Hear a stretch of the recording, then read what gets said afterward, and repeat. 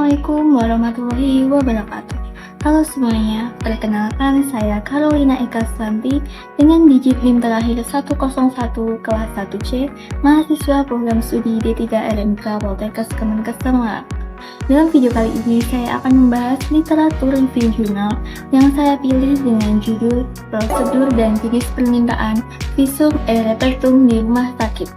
Tujuan penelitian jurnal ini adalah untuk mengetahui prosedur tetap pelaksanaan pelepasan informasi medis untuk keperluan visum et repertum serta jenis permintaannya. Dalam hal ini, saya akan membahas beberapa aspek penting mengenai VER atau visum et repertum. Visum et repertum atau VER merupakan surat keterangan medis yang sifatnya dipergunakan untuk kebutuhan peradilan, berupa laporan tertulis yang dibuat oleh dokter yang memuat hasil pemeriksaan. Dokumen ini bisa membantu mengungkap kasus kekerasan, kecelakaan, atau kriminal. Namun, kalau prosedur pembuatan VER tidak sesuai standar, bisa menghambat proses hukum. Misalnya, keterlambatan penerbitan VER bisa membuat penyelidikan jadi lebih lama. Jadi, sangat penting bagi rumah sakit untuk menerapkan prosedur yang benar dalam permintaan dan penerbitan VER. Permintaan VER terbagi menjadi dua, yaitu untuk korban hidup dan korban meninggal. VER untuk korban hidup biasanya pada kasus korban luka, kekerasan seksual, dan juga kondisi psikiatrik. Kalau untuk korban meninggal, berguna untuk mengungkap penyebab kematian dalam kasus kriminal atau kecelakaan. Pembuatan visum et repertum memiliki dampak besar bagi berbagai pihak, baik dalam aspek positif maupun tantangan yang perlu diperbaiki. Berikut dampaknya bagi fasilitas pelayanan kesehatan, tenaga medis, dan masyarakat. Yang pertama, bagi fasilitas pelayanan kesehatan. 1. Meningkatkan standar pelayanan dalam menangani kasus hukum. 2. Kepercayaan masyarakat terhadap rumah sakit meningkat karena memiliki prosedur yang jelas dalam menangani kasus pidana. 3. Kemungkinan kebocoran informasi medis jika prosedur rekam medis tidak dilakukan dengan baik. Yang kedua, bagi tenaga medis. 1.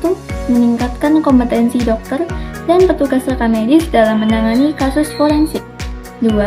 Administrasi rumah sakit menjadi lebih efisien karena semua permintaan VER terdokumentasi dengan baik. 3. Beban kerja tambahan bagi dokter dan petugas rekam medis karena harus menangani berbagai dokumen hukum. 3. Bagi masyarakat. 1. Mempermudah proses hukum dengan adanya bukti medis yang sah, melindungi hak korban terutama dalam kasus kekerasan dan kriminal, meningkatkan kesadaran masyarakat tentang pentingnya bukti medis dalam proses hukum. Yang terakhir, stigma terhadap autopsi pada korban meninggal karena beberapa keluarga menolak pemeriksaan forensik dengan alasan agama atau budaya. Meskipun visum et repertum sangat penting dalam sistem hukum, penerapannya masih menghadapi banyak kendala. Berikut adalah beberapa masalah utama yang sering terjadi dalam pembuatan VER di rumah sakit. 1. Proses administrasi yang rumit. Setiap rumah sakit memiliki prosedur yang berbeda, sehingga tidak ada sistem yang seragam. Banyaknya tahapan administrasi menyebabkan keterlambatan dalam penerbitan VER. 2.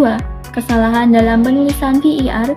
Jika laporan tidak akurat, VER bisa dianggap tidak sah di pengadilan. 3. Kurangnya pemahaman masyarakat tentang prosedur VER. Banyak masyarakat tidak tahu bahwa permintaan VER harus diajukan oleh polisi, dan beberapa keluarga korban menolak autopsi karena alasan budaya atau agama, padahal ini penting untuk mengungkap penyebab kematian. 4. Keterbatasan sumber daya manusia di rumah sakit. Kurangnya tenaga medis memperlambat penerbitan VER, yang bisa menghambat penyelidikan kasus pidana. 5. Risiko kebocoran informasi medis. Jika dokumen VER tidak dikelola dengan baik, ada risiko bocornya informasi medis pasien. Prosedur pembuatan VER sudah diatur dalam berbagai regulasi, seperti KUHP Pasal 133 yang mengatur tentang kewajiban penyidik untuk meminta keterangan ahli kepada dokter atau ahli lainnya dalam menangani korban tindak pidana. 2. Permenkes Nomor 269 Tahun 2008 mengatur rekam medis dan pelepasan informasi medis. 3. Kode Etik Kedokteran Indonesia. Dokter wajib menjaga kerahasiaan data pasien dengan batasan. Rahasia kedokteran hanya dapat dibuka untuk kepentingan kesehatan pasien, memenuhi permintaan aparatur penegak hukum dalam rangka penegakan hukum, permintaan pasien sendiri berdasarkan ketentuan peraturan perundang-undangan.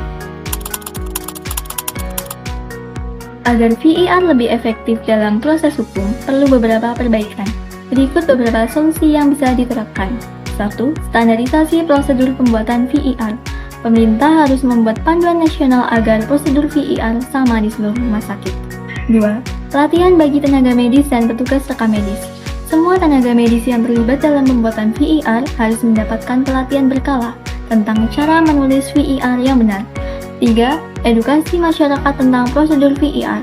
Rumah sakit dan kepolisian perlu melakukan sosialisasi kepada masyarakat tentang prosedur VIR, menggunakan media sosial, website rumah sakit, atau brosur agar masyarakat tahu cara mengajukan VIR dan pentingnya autopsi bagi korban meninggal. 4. Menambah tenaga medis yang kompeten dalam pembuatan VIR. 5. Penguatan sistem keamanan data rekam medis.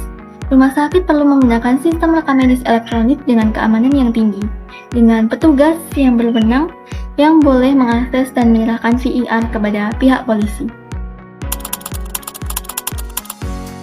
Jadi, meskipun visum et repertum sangat penting dalam sistem hukum, masih ada berbagai kendala dalam penerapannya.